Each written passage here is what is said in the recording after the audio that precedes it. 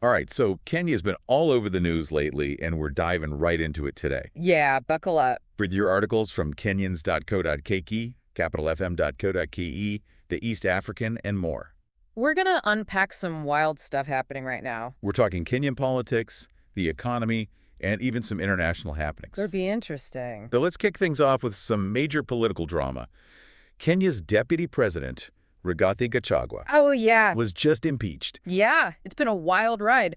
The Senate voted to remove him, and then, bam, the National Assembly approved Kithure Kindiki as his replacement. It's like they had that planned out already. Wow. It does make you wonder. But hold on. There's a twist. Always. Gachagua, he's got other plans. He's managed to get a court order to put everything on hold. Really? Yeah, both the impeachment and Kindiki's approval. It's all up in the air. Wow, so where does that leave things? Well, now it's the Chief Justice's turn to step into the ring. What a mess. And if that's not enough, Moses Kuria, a presidential advisor. Yeah, I know him. He's on social media fanning the flames, What's he saying? talking about a swearing-in ceremony for Kindiki. What? With the court order and everything? Yeah, talk about adding fuel to the fire, right? No kidding. That's going to cause some chaos. What's he thinking? Who knows? But to make things even more interesting, there's this memo going around from Harambee House Annex Okay. telling everyone in Gachagua's office to take a leave of absence. Compulsory, they say. Wow. Talk about a power move. It's like they're trying to clear the decks or something. That's one way to look at it. Yeah. So with all this talk about Kindiki potentially stepping up as deputy president, Yeah. who is this guy really? Well, he's not your typical politician, let me tell you. The East African called him a scholar. Seems like he's made a name for himself in something called geopolitical philosophy. Geopolitical why? That's a mouthful. It is, right. So basically, it's all about how geography and global politics, mix together. Okay, I'm following. And get this, he's argued for some pretty major changes on the world stage. Things like reforming the UN Security Council, even rethinking how humanitarian interventions happen in war zones. Sounds like he's not afraid of a challenge. Not at all. From scholar to potential second-in-command, that's quite a leap. It is, makes you wonder what kind of leader he'd be. Yeah, that's what everyone's dying to know, right? Yeah. Will his background influence his political decisions if he does become deputy president? Could be a game changer, you never know. So we've had our daily dose of political drama. What about the economic situation in Kenya? Is it as much of a roller coaster as the politics? It's a mixed bag, honestly. On one hand, you've got the World Bank saying that Kenya's unemployment rate is going to hit 5.7% next year. Ugh, not good. Not good at all. But on a more positive note, NCBA Bank Kenya, they've decided to cut their lending rates.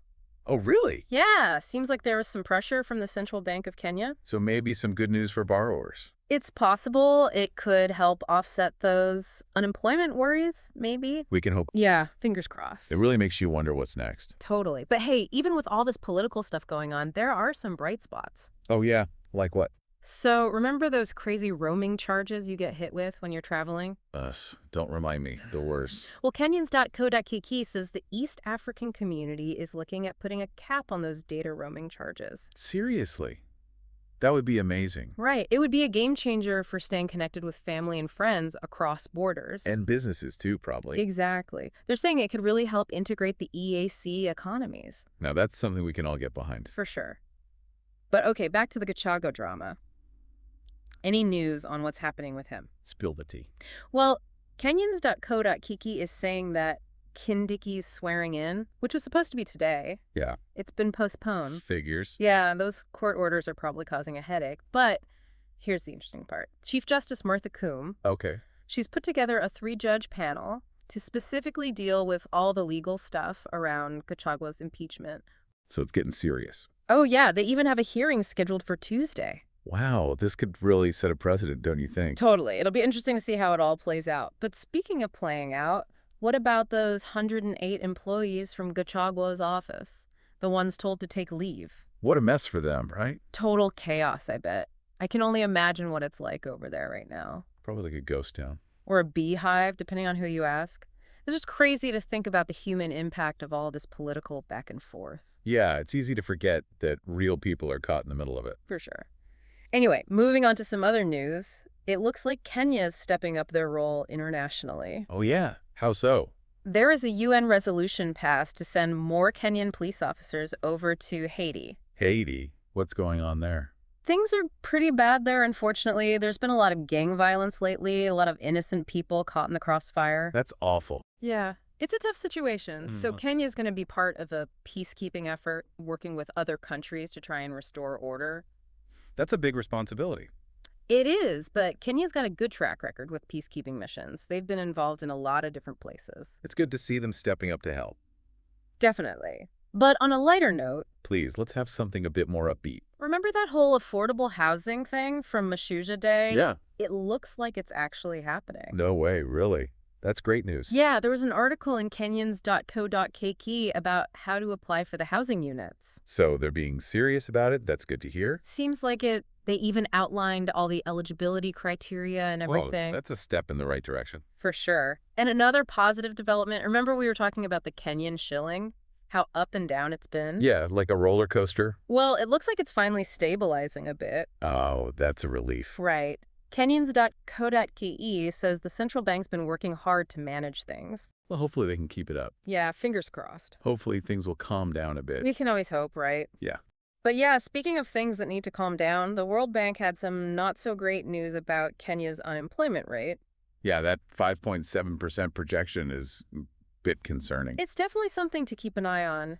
They're saying a few things are contributing to it, like the global economic slowdown we've been seeing. Right. That's been affecting a lot of places. And then there are some specific challenges within Kenya's own economy. So what does this actually mean for, the average person looking for a job?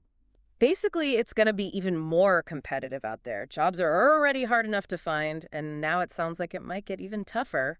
Let's hope those government initiatives we were talking about, like the affordable housing and those big infrastructure projects, maybe those will help create some new jobs. Yeah, that would be great. It'll be interesting to see what happens in the coming months. Absolutely.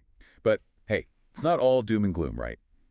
We came across some other interesting stories, stuff about local businesses, some personal stories, even some travel inspiration. Oh, yeah, like that article from Twenda Sasa about Brown's Farm and Cheese Factory in Tigoni. Sounds like a must visit. Right. Sometimes you just need a little escape from all the chaos. Totally. And speaking of escapes, did you see that story in Business Daily about Grace Kinua? The hiker. Yeah, what an inspiration. A mother of two, finding empowerment through hiking. It's amazing. Shows you that you can achieve anything you set your mind to. Exactly. Although it's not all sunshine and roses out there, we have to acknowledge that.